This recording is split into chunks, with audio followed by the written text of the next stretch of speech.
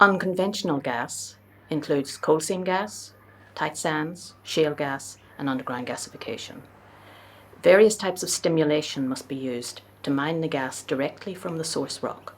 This can include dewatering, fracking, acidization, or burning coal underground.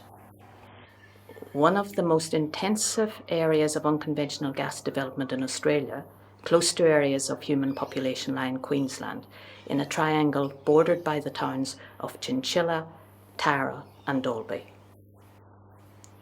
The people coexisting with this industry have been reporting adverse health impacts since 2008. No health impact assessment was done prior to the coal seam gas production licences being issued from 2010 onwards. In Queensland, comprehensive health studies have still not been done. So where can one look for information on the impacts of the unconventional gas industry? In December 2014, New York State banned high-volume hydraulic fracturing on the grounds of public health. The public health doctors who authored the report on which this decision was based were looking at the entire process of natural gas well development and production.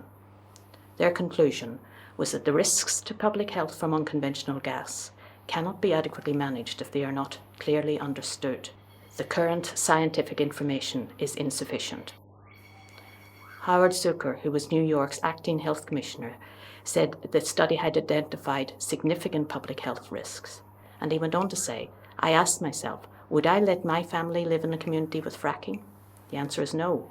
I therefore cannot recommend anyone else's family to live in such a community either." Public health concerns are based on many peer-reviewed studies. There are studies looking at intentional use chemicals by the gas industry, the details of some of which are still cloaked by commercial and confidence. Harmful chemicals which are mobilized from the gas-bearing seams, byproduct chemicals, many of which have not been studied, silica exposure, transportation and resultant exposure to diesel fumes, air quality, water security, impact on agriculture, food security, habitat and wildlife, and community breakdown and mental health impacts.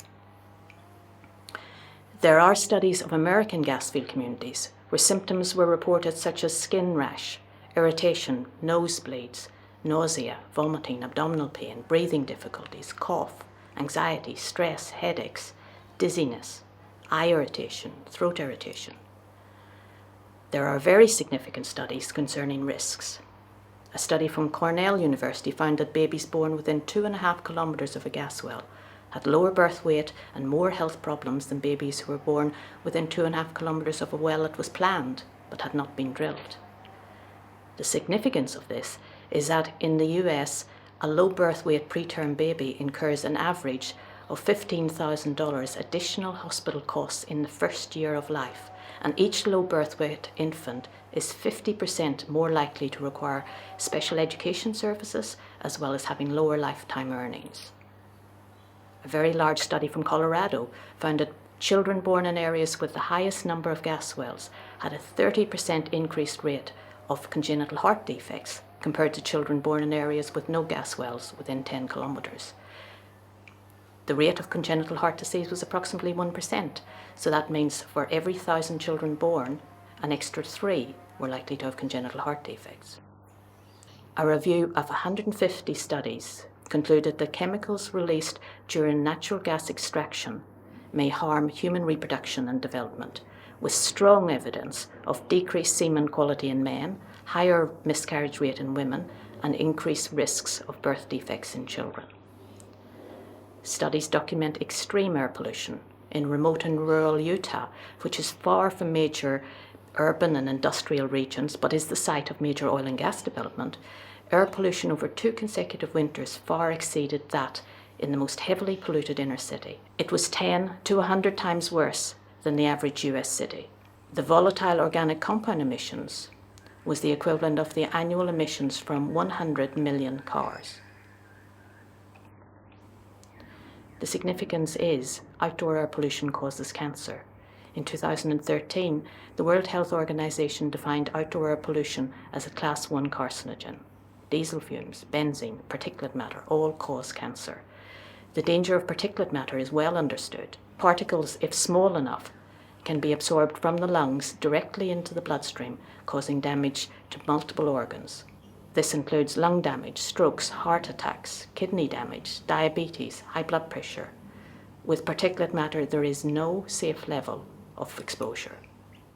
Air pollutants react to form other harmful compounds. Ozone is formed when oxides of nitrogen and volatile organic compounds combine in the presence of sunlight. Ozone can permanently damage children's lungs. A study by the University of Southern California of fourth grade children found that each increase of 20 parts per billion of ozone was associated with a 63% school absence rate increase for illness. Other peer-reviewed studies link unconventional gas to a range of adverse human and animal health outcomes, including cancer. People living closer to the infrastructure were at higher risk. Recent studies have shown that exposure to diesel fumes actually changes human DNA. It's important to understand that with low-level toxins, the risks are not well understood. Some chemicals can affect the endocrine system at extremely low levels. Children and unborn babies are most vulnerable. In pregnancy and early infancy, chemicals can cause permanent brain damage at levels of exposure that would have little or no effect in an adult. A study from Harvard University showed that women who are exposed to high levels of fine particulate matter in late pregnancy have twice the risk of having an autistic child. The message from peer-reviewed medical literature is that living in a polluted environment is really bad for your health and the health of your children. The Tara residential estates are located halfway between Chinchilla in the north and Tara in the south. The map shows the intense coal seam gas development in the area, with each yellow triangle representing a well. An underground gasification plant has also been operational in prime farmland at Hopeland. In 2013, I did a health survey in the Tara residential estates and surrounding areas. There were 113 people from 38 households. 58% reported that their health had been adversely affected. There were clusters of symptoms. There were severe exacerbations. People reported that symptoms improved when they left the area and recurred when they returned home. They reported nosebleeds, eye irritation, skin irritation, rashes, headaches, severe fatigue, metallic taste, nausea, anorexia, chest tightness, cough, muscle pains and spasms, and being unable to sleep. Of concern to me were the symptoms that could be associated with neurotoxicity or damage to the nervous system, including severe fatigue, weakness, headaches, difficulty concentrating, numbness, and pins and needles. However, in adults, some of these symptoms could have multiple causes: the stress of the situation they were living in, diabetes, carpal tunnel, a pinched nerve in the back or neck. The real concern was the high percentage of symptomatic children. A third of the 48 children to age 18 were reported to experience paresthesia. Some were constantly rubbing their fingers, some complained of ants in their hands. One infant reportedly screamed and dipped his fingers in water in the middle of the night. Most of the children complained of headaches. For over half, the headaches were severe. And parents of a number of small children reported unusual movements and unsteadiness. With changes in wind direction, residents could identify distinct odours and tastes, often coinciding with exacerbations. Smells like rotten eggs, sickly sweet like pine tarsal, acetone, creosote, afterburn from a cigarette lighter, and a metallic taste and nausea. So what was the government response to ongoing health complaints? The Queensland Government investigation commenced June 2012 and the report was released 9 months later. The limitations of the investigation were significant. There was limited scientific data on which to express an opinion. Essentially, they could not come to a conclusion. I quote, "In summary, the most that can be drawn from the Darling Downs Public Health Unit report is that it provides some limited evidence that might associate an unknown proportion of some of the residents' symptoms to transient exposures to airborne contaminants arising from coal seam gas activities." The government report, though, had two saving graces. The first was that air testing, although minimal and ad hoc, identified numerous chemicals of concern. These included benzene, naphthalene, pentane, acetone, methylethyl ketone, toluene, phenol, and xylene, among many others. Secondly, the important recommendation in the March 2013 report was that a strategic ambient air monitoring programme be established by DEHP to monitor overall coal seam gas emissions and the exposure of local communities to those emissions. We will return to the recommendations, but in the meantime, what has been the problem with coexistence in the gas fields? The answer is the intense industrialisation and pollution caused by this very dirty industry. It is effectively living within an immense gas processing plant, with not only gas wells, but all the associated infrastructure. Central processing plants, water treatment plants, reverse osmosis plants, evaporation ponds, regional ponds, frac ponds, scrubber stations, field compressor stations, wet and dry flares, high point vents, low point drain, condensate tanks, high voltage power grids, water gathering lines, gas gathering lines, high pressure pipelines, access roads, and thousands of heavy vehicle movements. In Queensland, there are effectively no limits on emissions from each well or from the wider reticulation system. They can flare or vent 3 million cubic metres of gas from each well during production testing without even having to pay royalties. There is pollution day and night from the flares. In the US, it is recommended that flaring be banned this year due to the health impacts. There have been over 250 identified toxins released from flaring. Emissions include hydrogen sulfide, dioxin, methane, BTEX chemicals, radioactive material, and heavy metals such as mercury, arsenic, and chromium. Throughout the gas field, there are innumerable high point vents venting raw gas into the air. There have been no comprehensive assessments of the levels of fugitive emissions from Queensland's gas fields. There was a CSIRO report on 43 out of the 6,000 gas wells. 100% of the active gas wells leaked, and 25% of the wells in the study had been fracked. A study by Southern Cross University found that methane and radon was 3 times higher in the gas fields than expected. There is limited data on emissions from the National Pollutant Inventory. It is the industry's own data. It is self-calculated and reported by the industry itself. It is already out of date with the latest entries relating to 2012-13, but it demonstrates the extreme escalation of pollution by the gas industry. QTC British Gas is a case in point if you look at their escalation in emissions during the 3-year period from 2009-10 to 2012-13. Particulate matter emissions increased 126-fold to nearly 2 million kilograms. There was a 17-fold increase in carbon monoxide to over 1 million kilograms. Oxides of nitrogen emissions increased by nearly 2.5 million kilograms, whilst emissions of VOCs increased by 100-fold. Those are the 2 components of ozone. 63,000 kilograms of formaldehyde was emitted into the air shared with the gas field residents. Then there's Cogan Creek, one of the so-called clean coal power stations, which emitted 15 million kilograms of sulfur dioxide into the same airshed during 2012-13, along with hundreds of thousands of kilograms of hydrochloric acid, sulfuric acid, carbon monoxide, sulfur dioxide, volatile organic compounds, particulate matter, and heavy metals such as arsenic, boron, cadmium, lead, and chromium. At Hopeland, on prime agricultural land between the Tara residential estates and Chinchilla, Link Energy have been conducting an experiment in underground gasification. An investigation into the Link stink in 2012 identified many chemicals of concern, including benzene, toluene, naphthalene, cresol, xylene, and phenol. People who were required to coexist with the resources industry are impacted by fugitive emissions. They are also impacted by deliberate methods of disposal of vast amounts of contaminated waste. Untreated coal seam gas waste has been spread on residential roads and overflowed into domestic dams. When dry and churned up by traffic, the contaminated dust becomes airborne.